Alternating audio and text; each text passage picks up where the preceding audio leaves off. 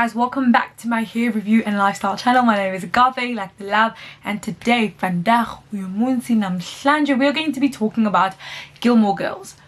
You may be wondering, Agape, this is in the 2000s. Well, I only was able to watch it. I was only able to watch it last weekend because they put it on Netflix, guys, and I hadn't seen it because it came out when before I was born. Actually came out when I was born. Came out in 2001. You can work out the math to find out how old I am, but it came out in 2001, and obviously there was no way I was gonna see it. I grew up in South Africa. There was no Gilmore Girls wasn't playing on ETV, so like I literally, this was like a big part of like a cultural phenomenon that I had missed out on, and I was like, I would like to partake in that. Similarly to that, I watched for the first time the OC, and I watched One Tree Hill in the summer, and I might just rewatch that one again just to get it fresh in my mind before I do a video on it. But today's video is going to be about Gilmore Girls. I watched it, I was obsessed. I watched it in the space of like a week and a half, so it's all fresh in my mind, guys. It's fresh in my mind. So yeah, let's talk about it.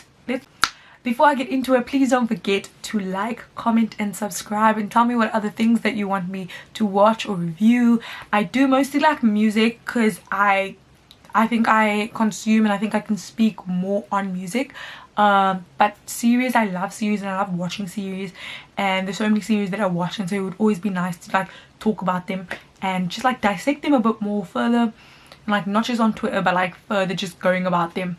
And that being said, please follow me on the socials, and that's where you can find more of me. And so yeah, guys, let's get it.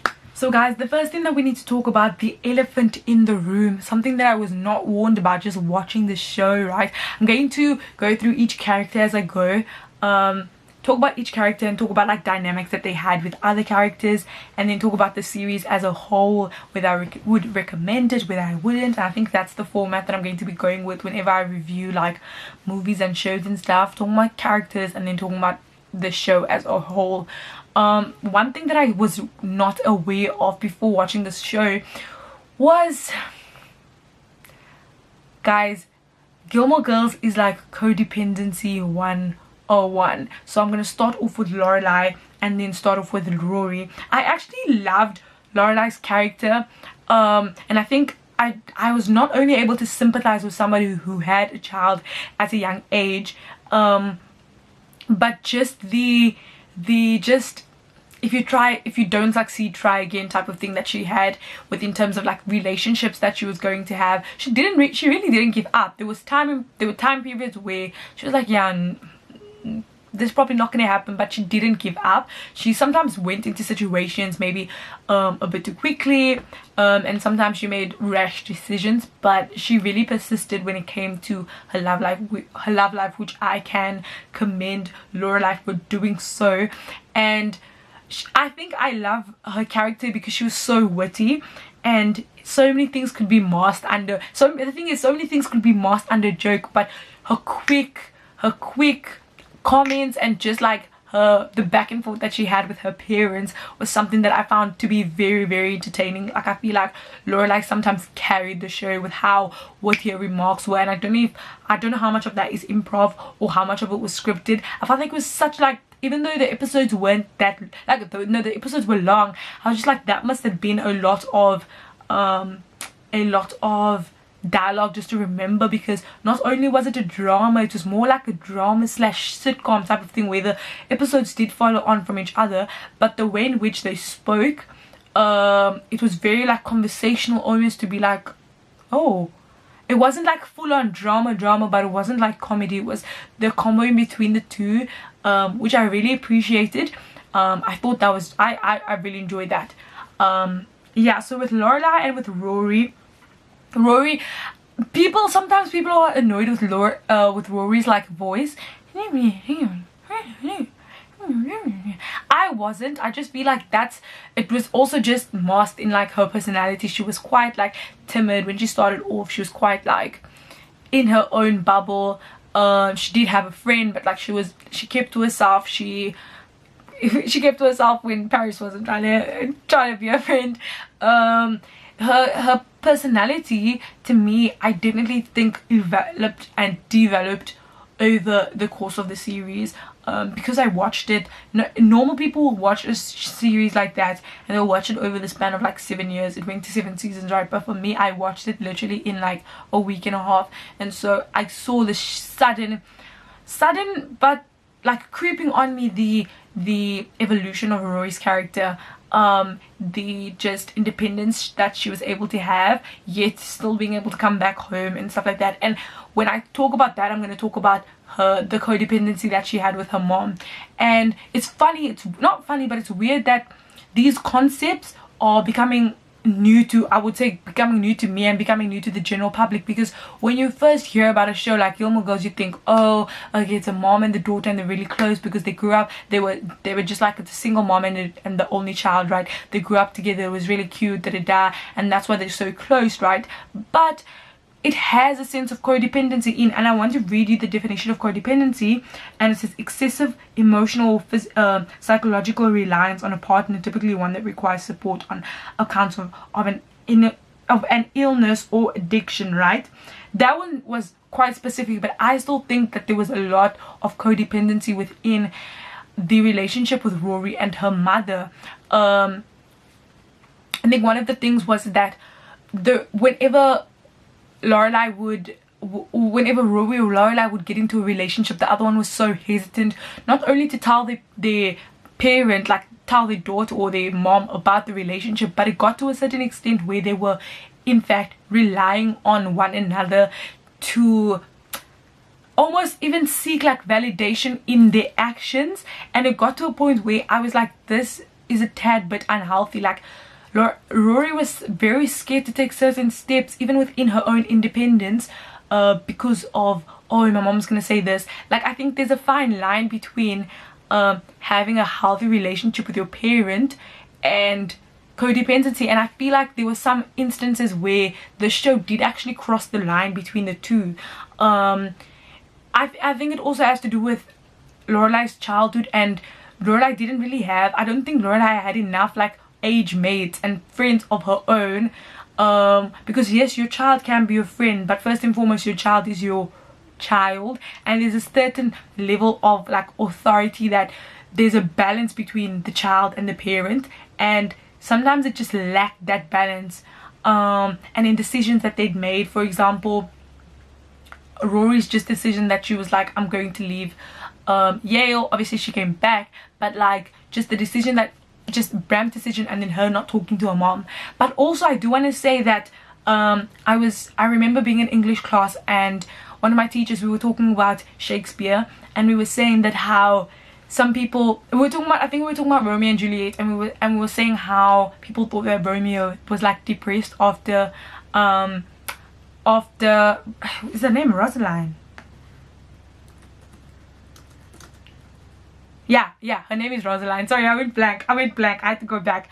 So after that thing that doesn't happen with Romeo and Rosaline, then Romeo feels depressed, and when we were analyzing Romeo and Juliet, we were like, this is a bit like, this is depressed. But she was saying sometimes you have to be a bit careful when you put issues of like mental health, because these are fairly new concepts, even though they are new, but they are fairly new concepts, and it's very tricky to put them on fictional characters. Sometimes people in literature don't actually like that when we do that, and we'd be like, so our teacher would always advise us when we analyze not to analyze in that extent, because sometimes it's quite difficult because these aren't real human beings. But yeah, guys, I thought the relationship at the beginning was really cute, and I really loved that they were able to rely on each other, but sometimes it would just get a bit much, right? The next thing that I do want to mention is that when you talk about Gilmore Girls, one of the things that people ask you is, are you team Jess, are you team Dean, or are you team Logan? And to me, the only right answer is Logan. Logan is the only right answer. The only right answer. Logan is the only right answer. The thing is, Dean started off being such a strong, like, he was this just like, how do I even describe it? They seemed like the perfect match. Rory was trying to come out of her shell, Dean too. They were both in, this was like, for Rory, this was her first boyfriend, right? Dean challenged Rory and Rory challenged Dean to a certain extent, right? But as it progressed, as it got a bit like further on, their ideals and their ideals of what they would think, what they perceived to be a family, you could obviously see that there were clashes in that. In Dean just wanting like the white picket fence, wife, husband who works, wife who looks after the kids. Not to say that there's something wrong with that, even though it's like steeped in the patriarchy, but like, not to say there's something wrong with that, but that's just not what Rory saw herself doing. And as you can see how the thing, like the series progressed in itself, it wasn't gonna work. When they cheated, I just don't like when people cheat, right? But when they had sex after whilst Dean was still married to Lindsay, I was just like, child, what are you guys gonna do now? This is not gonna work. And Dean always had imposter syndrome, right? Dean was always like, I don't belong here, da da da da. It gets to a point where it's kind of annoying, where it's like, okay, you don't belong here, but you're here, so what must we do about it now? Like, Dean was always in his head about, oh, I don't belong here, and it just got to a point where it's like, okay, you don't, goodbye, that's the door. And that's why Dean to me was not the right fit. The problem that I have with Jess, right, the problem that I have with Jess is that Jess was chaotic. Jess was chaotic energy, right? But Jess wasn't, I feel like Jess was chaotic good, but still chaotic, in the sense that I was trying to explain this to my friend, right? I said that Jess didn't have substance, even though I think he did. I don't think they were going to be the right fit, and that's why I don't think that Jess was for Rory. Even though they challenged each other, there was some flames, there were the chemistry that they had is undeniable. And to me, Milo Ventimiglia, he can't do wrong. Like, Milo Ventimiglia can't do wrong when he portrays the character I'm in love, right? But there was a disconnect with Jess, because I thought that Jess was like that type of person who will spin your world around, right? And just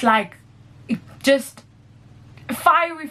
I'm thinking, I don't know why, but I'm thinking of that illicit affairs line that you taught me colors, you know, I can't see with anyone else, right? That line in illicit affairs, in Taylor Swift line in Folklore. I don't know why I just think of that line when I think of them, right?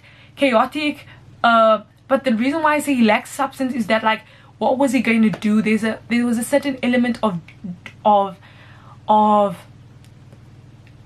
what's the word? There was a certain element of just like not knowing with Jess, and for me, I need to know. And so for Rory, I was just like, we love Jess, but Jess, first of all, he had this whole bad boy thing, but it's sort of there's a line with also bad boy. There's a line where it's like, are you borderline being disrespectful? Are you doing this? And I feel like Jess was on the verge. Later on, I appreciated that he was one of the characters that brought Rory back, and I feel like we can attest Rory going back to Yale to Jess, like being like, what is this? When they went to dinner and Logan met Jess for the first time, and then he was like, why are you living with your, like, we make fun of guys like that, right? He brought her back. He was like an anchor. He brought her back, right? But the reason why I think Logan is superior, again, it also has to do with Lorelai and how witty Logan was, and how Logan and Rory's relationship, I feel like they were not even polar opposites, right? Because there was like a shared understanding of different like backgrounds that they had, I just thought that they really worked well together. It was the classic tale of like, oh, I don't like him because he's just a bit rude to me, but I think it was done so well, it was done so smart. The conversations that they had, the fact that Logan called Rory Ace, something about that to me I just really enjoyed them two together. I enjoyed the chemistry. Logan was very complicated, we can't lie. He would often get jealous quite a bit, and he was a reckless person, right? He was reckless. I won't say that Logan's perfect, because no one was, but I think Logan made the most sense for her, and he challenged her. And there was this one point where there was this one scene where Rory was speaking, and she was speaking to someone, and she was like, but I love him, I just love him. And I think, yeah, I just think there's something about them that they were from the same quote-unquote world, and it just made a lot of sense, and I saw it. And the conversational, this light-hearted, but also like, let's talk about this conversation that they had. sorry, I don't make the rules, I just enforce them. Logan and Rory. Anything else is not welcome in this house. But guys, can I just say what I did not appreciate, and I might just have to find the writers and send them mail that has profanities, I'm joking, is how they ended Gilmore Girls within terms of, I'm saying this because I don't want to leave it till later because I'm gonna forget, but I actually hated, oh my gosh, I actually hated the way it ended with Logan and Rory's relationship, because I was like, these people are in game. And the way it just ended, I get that Rory said no to the engagement, which I was very shocked. She said no to the proposal, which I was very shocked about. Then it was like, goodbye, da da da. I totally get that, her wanting to form her own path, da da da. But the way in which it ended, I was like, what? So now you went from this great romance to just being the girl on the side there. Like, I was like, there's so much more that I wanted for them, and I felt like it was just let down. I hope Logan was the father of the baby, lol, but like, I was just let down because I was like, for me they were it, and I was happy with that. And so when they switched up on us, them not even being together, them, what happens in Vegas stays in Vegas, what was that? Anyway, that's the one thing that I'm really sad about, because they didn't end up being in game. Now another ship pairing thing that we can talk about, obviously not spend too much time on, is Christopher and Luke. I'm unpopular again because I wanted Lorelai to end up with Christopher, because I like the idea of like they were like star-crossed. Like for me it's like star-crossed, where it's like they were high school sweethearts and then they sort of made their way back to each other, and they just missed the opportunities like so much. Then when they did get together, she realized she was still in love with Luke, and that moment where he was like, I've been trying to propose for the past 20 years, like it shouldn't be this tricky. Very deep. And the fact that they were able to maintain their friendship, I absolutely loved. There was something about Luke that I didn't like, guys. I can't pinpoint it, but there was something about, I think it was when he was starting to get a bit like too overprotective, or like just a bit, like, I don't know, maybe I maybe I just like, I step back when people are overly jealous, where it's like you're being a bit too controlling. But in the end, I was happy that I was happy that I had a bit of a happy ending. I do want to ask though, why Lorelai and Luke waited to get married so late. Like they got married only towards the end of the day in their life, and I was like, child, y'all look 50, y'all look 60, like what were you guys waiting for? But I respect that not everyone wants to get married now, like I understand, but I was just like, And I think Christopher's hot. I think that's also why I'm like, yeah, Christopher, because he's a bit better looking. What? Special mention for like the random things that I enjoyed. Actually, before I say that, I want to say my girl Lane was my spirit animal throughout this whole thing. I loved Lane was a little bit of representation that we had in this very white show. I loved it, and I loved that she was able to get her like quote-unquote happy ending, because like she was the one that was like really I related to her throughout the show, and just like the ethnic black background and not being able to like look at boys and not even like look in the same like direction that they are in. But yeah, really, she stayed firm. She was a Christian, like she practiced her faith, and I really appreciated that, like little things like she didn't have sex before marriage, which is something I am going to practice. Like I really appreciated like one of those things where it's like she stayed true to that. Granted, as soon as she went on a honeymoon, she fell pregnant with twins. I think that's hilarious. But I really enjoyed Lane's character development throughout the show, and their friendship, and that they remained friends. I think I appreciated that so much. Yeah. One thing I do want to say about watching series like so later on after they've come out is what I do. I always think about like, okay, when did certain things happen? I think that's like, maybe it's just because if I get like anxiety from like knowing what happens, right, I just want to like pinpoint and know things, right? And so Tristan, who's Chad Michael Murray, which I absolutely loved in the show, he was there. The show started in 2001, right? But I knew that One Tree Hill was started in 2003. So in my mind, I knew, okay, Tristan isn't going to be there for long, so I can't get too attached to Tristan as a character. So obviously Tristan left at the end of season 2, I think, like mid season 2. Then like video good, like he was like goodbye, farewell, and I always called him Mary. But like, yeah, so Tristan left. And also with Dean, I knew that obviously he's going to be in Supernatural, so he's not going to be there for too long because Supernatural started in 2005. And so I was like doing this in my mind to be like, okay, who am I going to be invested in, who am I not? Maybe that ruins experiences, but for me, I prefer to know, and I sleep in at night knowing what I know. Say like surprise guest appearances. I'm looking on my phone now because I wrote it down. And I wrote it down, wait 1 second. Yeah, surprise guest appearances. Obviously in this house we love Adam Brody, in this house, so I absolutely love that he was on this list.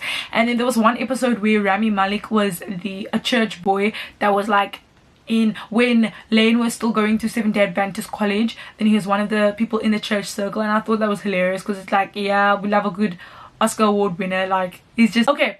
The thing I loved about season 6 episode 16, season 6 was my favorite like season out of like all of it, was when Leslie Odom Jr. had a guest appearance. I just loved like just little bits in everything, because obviously he went on to be Aaron Burr in Hamilton, which I'm obsessed with. That's not the only role he did, but that's one of my favorite ones. And so yeah, I really enjoyed that. And there was this one episode which I think is really funny, season 6 episode 6, when they were talking about the Birkin bag, and Logan had gifted Rory a Birkin bag. And look inside. Okay. Wow, cool, a bag. You like it? Hello, I'm a girl, it's a purse. Not just a purse, it's a Birkin bag. I went to school with a guy named Birkin. I don't think this is the same Birkin. Oh, well, it's beautiful. I mean, it's snazzy and classy, and oh, smell it. It's got that great new car smell, except it's not a car. Oh, I love it, Logan. I love it. Thank you. And Emily was like, oh, a Birkin bag. Oh my goodness, this is getting serious. Proposals, engagements, things are happening. I thought it was really funny because I'm watching it in 2020 now, and I'm like, you know how like people go on about Birkin bags and like, oh, he got me a Birkin bag, and I thought it was just funny because back then and now it's still relevant. Like, people love Birkin bags. To summarize the show, I really enjoyed watching it. I thought that I didn't know I was going to like and appreciate the show that much. I didn't actually plan on doing a video on the show. I was watching like season 1, season 2, and then I tweeted about it and got like 48 likes, and I'm like, this is Gilmore Girls, why are you not liking this? Because I would just like tweet about random things, and I was like, why are people liking this? And so I figured, let me just talk about the show, and I really enjoyed it. I think it was very white, I can't lie, but I just found there to be common themes that we still go through to today, and I think that's why it was like a classic in like the early 2000s. And yeah, I enjoyed it. I think you should watch it too. It's on Netflix, and I just watched it all. I didn't have any, actually I had so many other things to do, but I still watched it. And I think it definitely aged well. It aged like, I don't know, maybe I shouldn't say wine, but like I think it aged really well. It aged really well. And so yeah, that is my Gilmore Girls recap, guys, for you. I don't even think it's a recap. It's not a recap, it's a review. That's my Gilmore Girls review. I hope that you guys enjoyed this video. If you did, please give it a thumbs up, please comment, and please subscribe. Please actually comment, tell me if you were team Jess, tell me if you were team Dean, or tell me if you were team Logan, and tell me why. I would love to know why. I literally like reply to most of my comments because I just find engagement, I find it so cool. Like, if you listen but then you also like talk to me about why you agreed or you disagreed with certain things, I would really appreciate that. And I will see you guys next time. Bye bye.